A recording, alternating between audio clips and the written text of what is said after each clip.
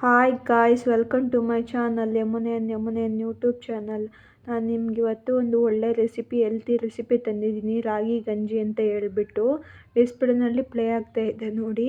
ಹೆಲ್ತಿಯಾಗಿ ಹೇಗೆ ಮಾಡೋದು ಅಂತ ತೋರಿಸೋಣ ಅಂತ ಬಂದಿದ್ದೀನಿ. ಅದಕ್ಕಿಂತ ಮುಂಚೆ ನೀವು ನನ್ನ ಚಾನಲ್ನ ಸಬ್ಸ್ಕ್ರೈಬ್ ಮಾಡಿಲ್ಲ ಸಬ್ಸ್ಕ್ರೈಬ್ ಮಾಡಿ, ಹಾಗೆ ಪಕ್ಕದಲ್ಲಿ ಕಾಣ್ತಿರೋ ಬೆಲ್ ಬಟನ್ನ ಕ್ಲಿಕ್ ಮಾಡಿ ಆಲ್ ಆಪ್ಷನ್ನ ಕ್ಲಿಕ್ ಮಾಡ್ಕೊಳ್ಳಿ. ನಾನು ಯಾವುದೇ ವೀಡಿಯೋಸ್ ಮಾಡಿದ್ರೂ ಕೂಡ ಫಸ್ಟ್ ನೀವೇ ನೋಡ್ಬೋದು. ಬನ್ನಿ ಈಗ ಈಸಿಯಾಗಿ ಹೆಲ್ತಿಯಾಗಿರೋ ರೆಸಿಪಿ ರಾಗಿ ಗಂಜಿ ಹೇಗೆ ಮಾಡೋದು ಅಂತ ನೋಡೋಣ. ಬನ್ನಿ ವಿಡಿಯೋನ ಸ್ಟಾರ್ಟ್ ಮಾಡೋಣ. ಇಲ್ಲಿ ನೋಡಿ, ನಾನು ಬಂದುಬಿಟ್ಟು ಫಸ್ಟ್ ಒಂದು ಬೌಲ್ ತೊಗೊಂಡಿದ್ದೀನಿ. ನಾನು ಇದರಲ್ಲಿ ಒಂದು ಲೋಟ ನೀರು ಹಾಕ್ತಾಯಿದ್ದೀನಿ. ನಿಮಗೆ ಎಷ್ಟು ಬೇಕೋ ಕ್ವಾಂಟಿಟಿ ಅಷ್ಟು ನೋಡಿಬಿಟ್ಟು ನೀವು ಮಾಡ್ಕೋಬೋದು. ಜಾಸ್ತಿ ಬೇಕು ಅಂದರೆ ಜಾಸ್ತಿ ಮಾಡ್ಕೋಬೋದು, ಕಮ್ಮಿ ಬೇಕು ಅಂದರೆ ನೀವು ಕಮ್ಮಿ ಮಾಡ್ಕೋಬೋದು. ನೀರನ್ನ ನೀವು ಜಾಸ್ತಿ ಹಾಕ್ಕೋಬೇಕು. ಜಾಸ್ತಿ ಬೇಕಾದರೆ ಜಾಸ್ತಿ ನೀರು ಹಾಕ್ಕೊಳ್ಳಿ, ಇಲ್ಲಾಂದರೆ ನಿಮಗೆ ಕಮ್ಮಿ ಬೇಕು ನನಗೆ ಅಂತ ಅಂದರೆ ಸ್ವಲ್ಪ ಕಮ್ಮಿ ನೀರು ಹಾಕ್ಕೋಬೋದು. ನೋಡಿ, ಈಗ ನೀರು ಇಟ್ಟಿದ್ದೀನಿ.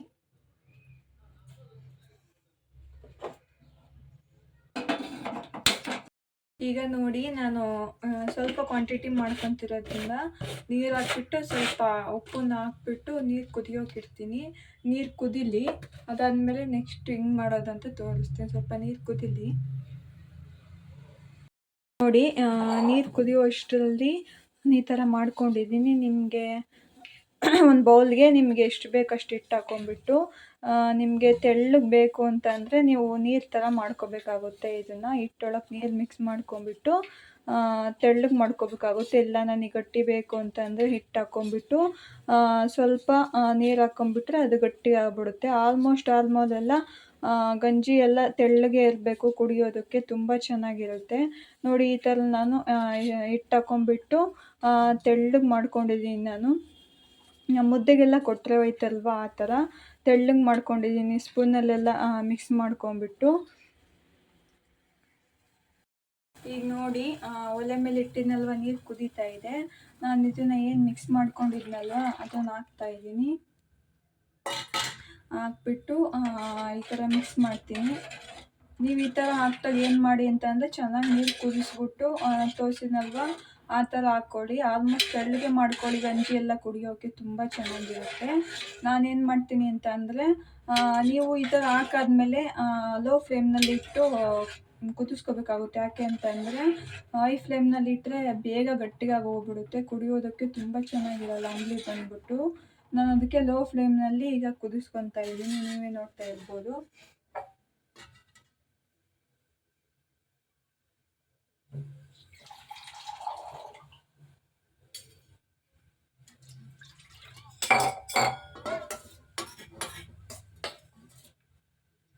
ನೋಡಿ, ಗಿಡ್ಲಲ್ಲಿ ಸ್ವಲ್ಪ ನೀರು ಹಾಕ್ತಾ ಇದ್ದೀನಿ. ಸ್ವಲ್ಪ ಹಿಟ್ಟು ಉಳಿತು, ಇದನ್ನು ಮಿಕ್ಸ್ ಮಾಡಿಬಿಟ್ಟು ನೀರು ಹಾಕ್ತಾ ಇದ್ದೀನಿ.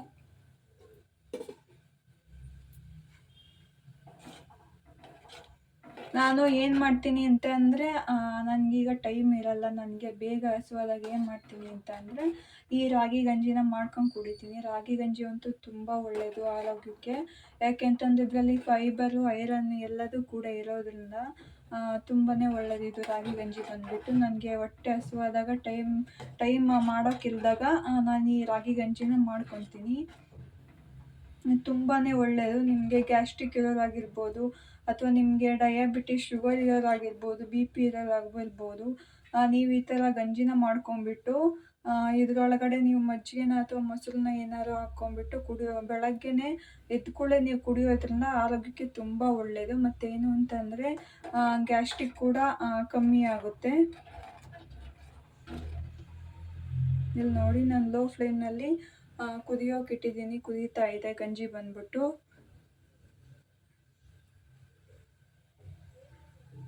ಒಬ್ಬೊಬ್ಬರು ರಾಗಿಗೆಲ್ಲ ಅಕ್ಕಿ ಹಿಟ್ಟು ಹಾಕ್ಬಿಟ್ಟು ಮಿಕ್ಸ್ ಮಾಡ್ತಾರೆ. ನಾನು ಆ ಥರ ಮಾಡಲ್ಲ. ಯಾಕೆ ಅಂತ ಅಂದರೆ ನನಗೆ ಆ ಥರ ಎಲ್ಲ ಇಷ್ಟ ಆಗಲ್ಲ.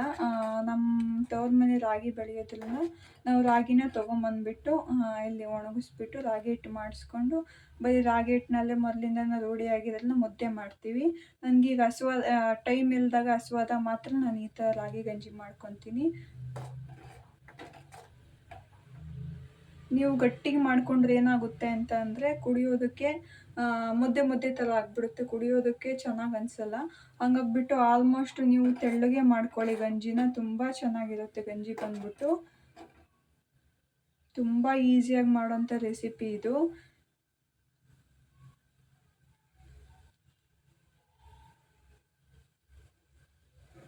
ಇದನ್ನು ಇನ್ನು ಹಾಕಾದ್ಮೇಲೆ ಈಗ ಕುದಿ ಬರ್ತಾ ಇದೆ, ನೀವೇ ನೋಡ್ತಾ ಇರ್ಬೋದು.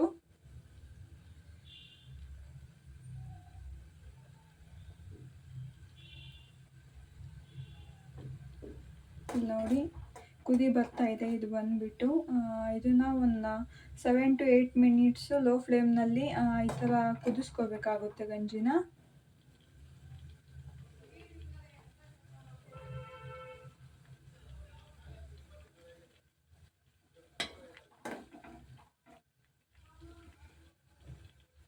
ಸೆವೆನ್ ಟು 8 ಮಿನಿಟ್ಸು ನೀವು ಗಂಜಿನ ಈ ಥರ ಕುದಿಸ್ಕೋಬೇಕಾಗುತ್ತೆ. ಲೋ ಫ್ಲೇಮ್ನಲ್ಲೇ ಇಟ್ಟು ಕುದಿಸ್ಕೊಳ್ಳಿ.